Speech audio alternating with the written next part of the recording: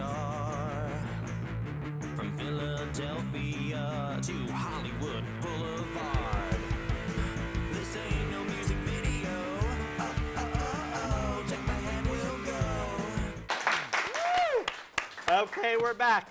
The cop, the Indian, the biker, the sailor, the construction worker, the cowboy.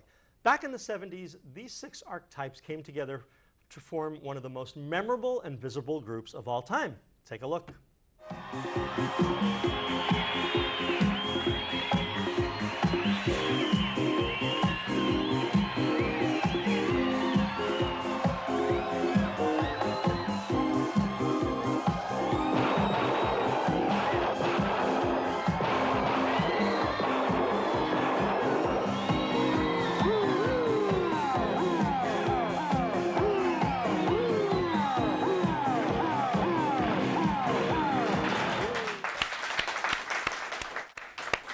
Awesome. Okay, well, I have 1/6 of the group with me tonight, and I'm sure you'll be able to recognize which one the second you see him. The original cowboy from the Village People. You're in bed with Butch and Randy Jones. Yeah.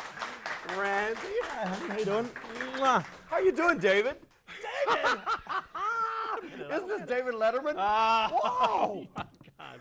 Hi, are you, honey. bud? Good. Thank you so much for making the schlep down to Philly. I really appreciate Well, it. you know what? You made the schlep up to my birthday party. I did. And I we did. had a good time there, didn't we? Yes, and I wish I had footage of that, but I don't. Well, did you enjoy seeing Janice Dickinson pull her skirt and dress all the way up Crazy. to her neckline, baby? Crazy. She yeah. was crazy. She was crazy. I went up to her and I said, Janice, I love you. And she's like, thanks, babe. She was so funny. Well, She was, yeah. Janice and I go back 30 years. We go back, Janice and Grace Jones and Jerry Hall and I used to travel pretty much that circuit from New York to Paris to Milan when they were modeling and I was trying to model and I Yeah. got gigs at the same time. We traveled all over the world pretty much together, and to see her at my birthday party, after 30 years of knowing her, Yeah. and to see her after she's raised a kid up, Nathan, I guess, is about 18 years old, going to Yeah. be maybe 17 now. Right.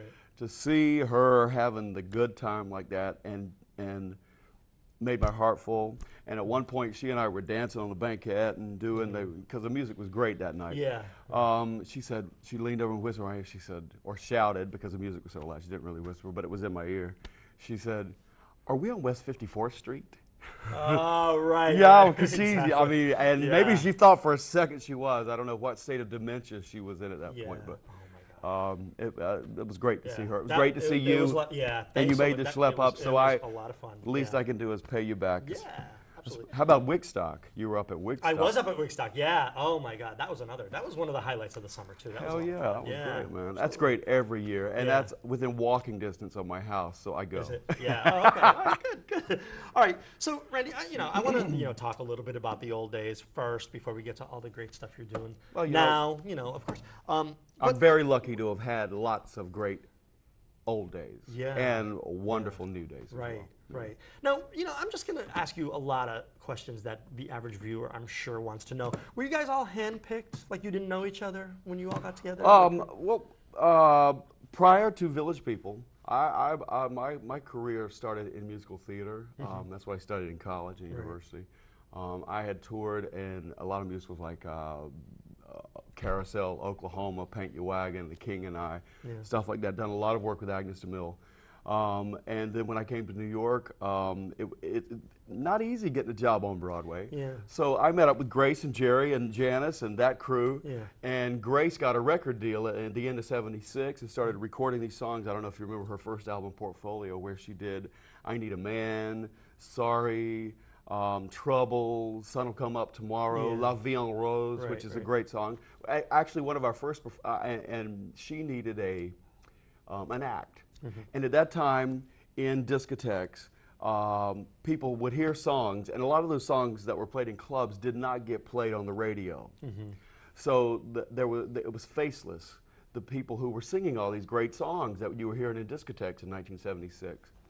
So what we did is we were the first act to create an actual, put a face on what we were doing to Grace. What we did is we went around with tracks, with reel-to-reel tape then, and sang live to the music. And that way we toured from Boston all the way down to Key West and back and forth for most of the first half of '77.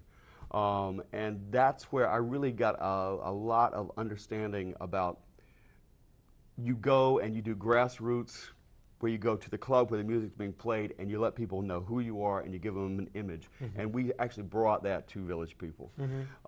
I brought that. But that's where I was working with her. The producers of Villaage People that had the idea, the concept, and the songs, they saw me performing with Grace and in the fashion show for the Billboard Dance Convention in June of 1977. And they were wanted to put together a group. So that's what they saw me. Wow. Did you guys click immediately, or did it take some time, or what? Well, 3 or 4 of us were professionals. Okay. The other 2, Glenn actually was working as Glenn the biker with the big mustache, was working as a toll taker at the Brooklyn Battery Tunnel. He actually had a motorcycle, so he was authentic in that aspect. Felipe, the Indian, was actually dancing on the bar at places like the Anvil and other clubs.